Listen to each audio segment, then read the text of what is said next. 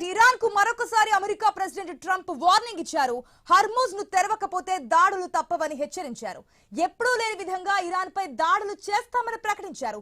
ఇప్పటికే ఇరాన్ చుట్టూ తమ దళాలు మోహరించున్నాయని తెలిపారు. ఒప్పందం ఉల్లంఘిస్తే గనుక దాడులు చేసేందుకు సిద్ధంగా ఉన్నామని ట్రంప్ స్పష్టం చేశారు.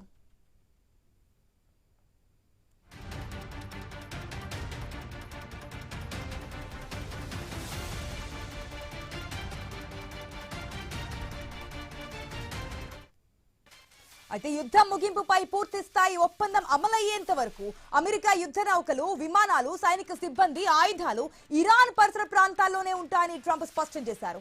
ఒకవేళ ఒప్పందాన్ని ఇరాన్ పాటించకపోతే మునుపెన్నడూ చూడనంత స్థాయిలో విరుచుకు పడతామని హెచ్చరించారు డొనాల్డ్ ట్రంప్. హర్ముజ్ జలసంధిని తెరవాలని కోరారు. ఈలోపు అమెరికా సైన్యం విశ్రాంతి తీసుకుంటూ తాము చేపట్టబోయే మిషన్ కోసం ఎదురు చూస్తుందని తెలిపారు.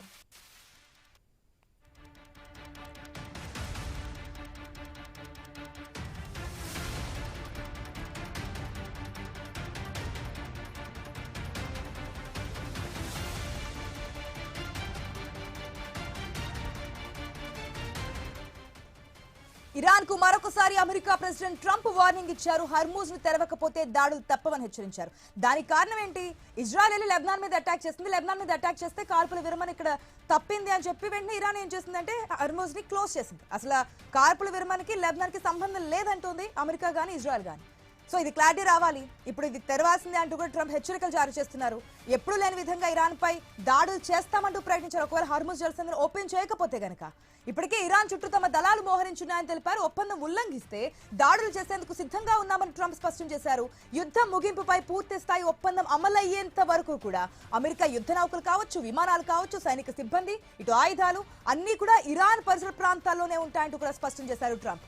ఒకవేళ ఒప్పందాన్ని ఇరాన్ పాటించకపోతే మునుపెన్నడూ చూడనంత స్థాయిలో విరుచుకు పడతామని హెచ్చరించారు. హర్ముజ్ జలసంధిని తెరవాలని కోరారు. ఈలోపు అమెరికా సైన్యం విశ్రాంతి తీసుకుంటూ తాము చేపట్టబోయే మిషన్ కోసం ఎదురు చూస్తుందని తెలిపారు.